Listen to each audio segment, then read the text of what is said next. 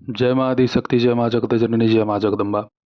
आज आप सभी लोगों को माता बगलामुखी के चतुरक्षरी मंत्र का गोपनीय विधान मैं बतलाऊंगा, जो मैंने प्रथम वीडियो में आप लोगों को समय अभाव होने के कारण नहीं बतलाया था।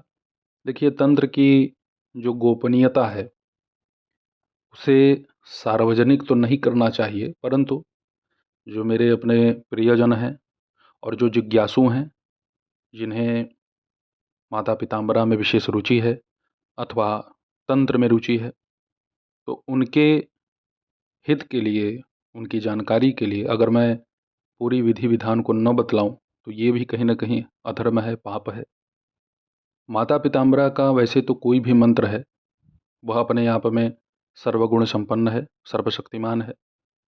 एक नहीं अनेकों ऐसे कर्म हैं जो माता पिताम्बरा के मूल मंत्र से किए जा सकते हैं, परंतु हमारे ऋषि महर्षियों ने हमारे कल्याण के लिए बहुत सारे प्रयोगों को हम सब लोगों के सन्मुख प्रस्तुत किया।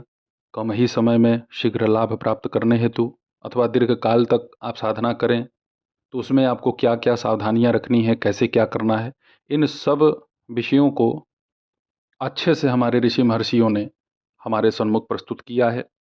आज के इस समय में माता पीताम्बरा के बड़े ही अच्छे दिव्य दिव्य उपासक उपस्थित हैं इस धरातल पे।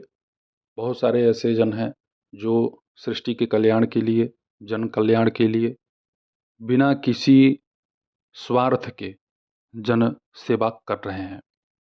बहुत लोग कहते हैं कि मैं आपको ये बतलाऊंगा, वो बतलाऊंगा, ये करा दूंगा, वो करा दूंगा, और जब आप उनसे बात करते हैं तो वो पैसे की बात कर देते हैं और कहते हैं कि यह गुरु दक्षिणा है। गुरु दक्षिणा रुपया पैसा ही नहीं होता। गुरु दक्षिणा तो सबसे बड़ा वो है कि अगर आपका शिष्य आपके द्वारा दिए गए निर्देशों का पालन करते हुए अपनी साधना को सफल कर ले, एक अच्छा स्थान प्राप्त कर ले, और वो ये कहे कि मैं फला गुरु का शिष्य हूँ, इससे बड़ी कौन सी दक्षिणा आपको चाहिए। अब भाई ये देखिए, मेरी भावना है, शिष्य गुरु के प्रति समर्पित होता है, वो जब चाहे जो चाहे दे सकता है, लेकिन गुरु अगर मांग दिया तो वो गुरु नहीं है, वो व्यापारी है, और ऐसे लोगों से बच के रहना चाहिए। तो माता पिताम्बरा के इस चतुरक्षरी मंत्र का जब आप साधना प्रारंभ कर रहे हैं, जैसा मैंने पिछले वीडियो में भी बतलाया हुआ है, इसमें आप तर्पण कर सकते हैं, इसी मंत्र से मार्जन कर सकते हैं, हवन भी कर सकते हैं। जो माता पीताम्बरा के इसमें गुप्त प्रयोग हैं आप उसे पहले सुन लीजिए। जब आपको तर्पण करना हो तो तर्पण में मंत्र यही रहेगा, बस आगे तर्पयामी लगा देना है। मार्जन जब करना है तो मार्जयामी लगा देना है। हवन करना है तो स्वाहा लगा देना है। अगर आपको शत्रु बहुत ज़्यादा परेशान कर रहे हैं किसी भी कारणवश, आप अपने जगह बस सही रहिएगा, इतना ध्यान रखिएगा, आप अपराधी ना हो। तो माता के इसी मंत्र को जपते हुए, अंत में तर्पयामी लगाते हुए, पीले पुष्प को सरसों के तेल में डुबाइए और शिवलिंग के ऊपर, जो प्राण प्रतिष्ठित शंकर जी का कहीं विग्रह है, इस मंत्र का उच्चारण करते हुए भगवान शिव के ऊपर ही तर्पण कर दें। ओम आंग ह्लीं क्रोम तर्पयामी।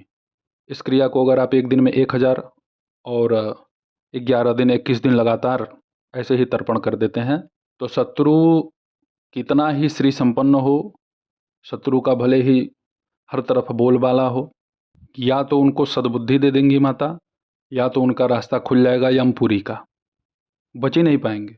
सरसों के तेल का दीपक इसमें आपको 11 प्रज्वलित करना है। या तो आप 11 मुखी बाती का प्रयोग एक ही दीपक में करें, या तो 11 दीपक जलाएं, तो उसमें एक एक बाती का प्रयोग करें। यदि आपका विवाह नहीं हो रहा है तो आप भगवान शिव के मंदिर में, वहाँ पर माता पार्वती की प्रतिमा अवश्य होती है, उनके चरण का आप 1 लोटा जल लें, उसमें कम से कम 50 रुपए की हल्दी, पिसी हुई हल्दी आप मिला लें और एक बिल्व पत्र तोड़ लें। उसी बिल्व पत्र से माता के चरण पे इसी भांति आप तर्पण करें। ओम मांग ह्लीं क्रों तर्पयामी। ऐसा भी करने से आपके विवाह का अगर बंधन लगा हो, पूर्व जन्मों के अगर किसी श्राप या आप ही के द्वारा कोई बहुत ही जघन्य अपराध किया गया हो, वह दोष व्याप्त हो, वह सब काट देती है माता रानी। और माई की कृपा से बड़ी ही अच्छी कन्या से आपका विवाह संपन्न हो जाएगा। यह प्रयोग लड़कियां भी कर सकती हैं। अगर आपके घर में बहुत ही प्रचंड भूत प्रेत बाधा है जो आपका जीना हराम कर दिया है, कोई युक्ति अब काम नहीं करती है, अब ऐसा लगता है कि अब इसी में ही हमारा पूरा जो बचा खुचा जीवन है, धन है, सब इसी में लग जाएगा। अच्छे काम करने जाओ तो बुद्धि बंधी बंधी सी लगती है, और जहाँ से भला हो सकता है उस व्यक्ति को आप छोड़ दोगे। ये आप नहीं छोड़ते हैं, आपके ऊपर जो पाप सवार है, जो बुरी शक्तियों का प्रभाव है ना, उसकी वजह से ऐसा होता है। तो ऐसी परिस्थिति में आप 11 नींबू के रस को लीजिए, एक पात्र में उसे आप संचित कर लें। उसके बाद जो भी स्त्री पुरुष बालक या आपके घर परिवार में जो कोई भी इस गंदी ऊर्जा से पीड़ित है, परेशान है, तो उसको आप इसी माता के मंत्र से उसके मस्तक पर, उसके शरीर पर अपनी कनिष्ठिका उंगली से, अपनी छोटी उंगली से दाहिने हाथ की, उससे उसके शरीर का तर्पण करें।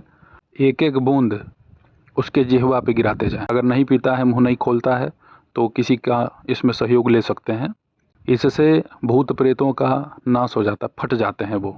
अगर नींबू के प्रयोग को आप इसमें नहीं कर सकते हैं तो इसमें आप पंचगव्य का भी प्रयोग कर सकते हैं। इसमें जो पंचांग सेवन होता है वह गऊ का ही होता है। गाय का गोबर, गाय का मूत्र, गाय का घी, गाय का दूध, गाय का दही, इन पांचों को अच्छे से मिला करके उसे कपड़े से छान करके उससे आप तर्पण कर सकते हैं। कोई भी पुराने से पुराना कोई ब्रह्म दोष हो, जिन्न जिन्नाद की समस्या हो, प्रचंड विचार ही क्यों न हो, सब खत्म हो जाता है। और मैं इसमें बतला दूं कि अगर आपके यहाँ कोई देव बाधा है, आपके पितर बंधे हुए हैं, प्रेत बन गए हैं, या ऐसा आपको लगता हो कि आपके कुल देवी कुल देवता का बंधन हो गया है, अगर ऐसा भी कुछ आपको प्रतीत होता हो, या किसी बाबा ने, किसी तांत्रिक ओझे सोखे ने आपके जो है घर पर ऐसी कार्रवाई कर दी, चौकी बैठा दी कि आपके देवी देवता ही कुपित हो गए, रुष्ट हो गए, तो इस पंचगव्य को आप तैयार करके अपने पूरे घर के ऊपर उस पंचगव्य का छिड़काव करें अनामिका उंगली से।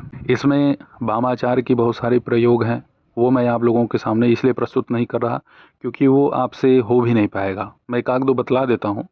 जैसे आपके शत्रुओं ने कोई अभिचार कर्म करवा दिया किसी माता बगला के ही उपासक से, या 10 महाविद्याओं में से किसी महाविद्या के उपासक से, और वो उपासक पैसे पे बिक गया है।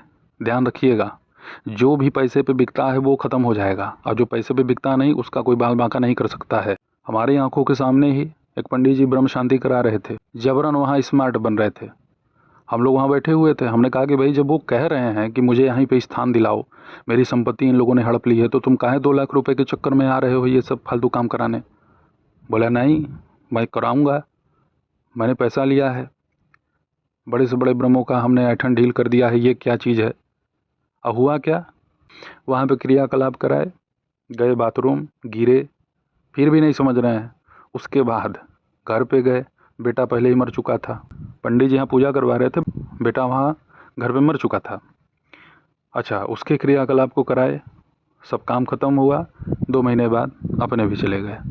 तो रुपए पैसे वाले विजयी नहीं हो पाते, रुपए पैसे लेने का कोई औचित्य नहीं होता। तो अगर ऐसी कोई घृणित प्रक्रिया आपके ऊपर किसी उपासक ने ही कर दी है लालच में आके, तो आप माता पीताम्बरा के इसी चतुरक्षरी मंत्र का तर्पण मदिरा से कर दें। एक मिट्टी का पात्र लें, उस मिट्टी के पात्र में मदिरा भर दें, और कौवे के पंख से अपने शत्रु का नाम लगा के ओम मांग ह्लीं क्रों तर्पयामि, या उसका अगर तस्वीर है तो उसके तस्वीर पर, उसके वस्त्र पर, अथवा उसके जूते चप्पल पर, जो भी आपको आसानी से मिल जाए उसके ऊपर आप प्रयोग कर सकते हैं। इसी मंत्र से तर्पण कर दें तो उनके द्वारा कराया गया सारा तंत्र विचार समाप्त हो जाता है, क्योंकि वो सारी शक्ति, वो सारी विद्या उलट करके उसी का विनाश कर देती है। बहुत सारी क्रियाकलाप है, खून से भी तर्पण होता है, इसमें ताड़पत्र से तर्पण होता है, इसमें बेलव पत्र से तर्पण होता है, इसमें चाकू से तर्पण होता है, जो बबूल का वृक्ष होता है जिसमें कांटे होते हैं उसके जो है कांटों से तर्पण होता है, पीपल के पत्तों से तर्पण होता है। इसमें सरसों का तेल ले सकते हैं, चमेली का तेल ले सकते हैं, शुकर का रक्त होता है, काले कौवे का रक्त होता है, उल्लू का रक्त होता है, चमगादड़ों का रक्त होता है। ये सब वामाचार क्रियाएं हैं। मैंने पहले ही कहा था कि बहुत सारी चीज़ों को लोग नहीं कर पाएंगे। जो मैंने आप लोगों को सर्वसुलभ पद्धति बतलाई है, जो वामाचार क्रिया में नहीं आती, आप उसे ही अपनाइए। घर में सुख समृद्धि शांति की स्थापना करनी हो, रुपए पैसे की प्राप्ति नहीं हो पा रही है, धन का स्रोत जो है सब बंद पड़ा है, उसके लिए कमल के पुष्प से माता का तर्पण कर दें, गुलाब के पुष्प से कर सकते हैं, एक एक पुष्प से नहीं, उसके एक एक पंखुड़ियों से, श्वेत चंदन से, लाल चंदन से भी तर्पण कर सकते हैं, फल से तर्पण कर सकते हैं। बहुत सारी प्रयोग विधियां हैं इसमें। जहाँ पे आपका कारोबार चलता है, अगर आपको ऐसा प्रतीत होता है कि यहाँ पे कोई समस्या है और वह दूर नहीं हो रही है, बड़ी ही शक्तिशाली है, तो आप वहाँ पर भी पंचगव्य का छिड़काव कर सकते हैं। कुल मिला जुला करके माता की प्रसन्नता ही प्राप्त करनी है। माता अगर प्रसन्न हो गई तो सारे कार्य आसानी से बन जाते हैं, सिद्ध हो जाते हैं। ये माता पीताम्बरा के चतुराक्षरी मंत्र का कुछ दुर्लभ प्रयोग था जिसे मैं आप सभी लोगों के सामने प्रस्तुत किया। तो आप सभी मेरे द्वारा बतलाए गए इस माता पीताम्बरा के चतुराक्षरी मंत्र का तर्पण इसी विधि विधान से करें। माँ की प्रसन्नता आपको प्राप्त हो, आपकी मनोकामना पूरी हो। ऐसे ही आप सभी लोगों की सेवा में मैं उपस्थित होता रहूँगा दिव्य चमत्कारिक विषयों को लेकर। तब तक आप सभी अपना ध्यान रखें, सुखी रहें, स्वस्थ रहें। जय माता दी। हर हर महादेव।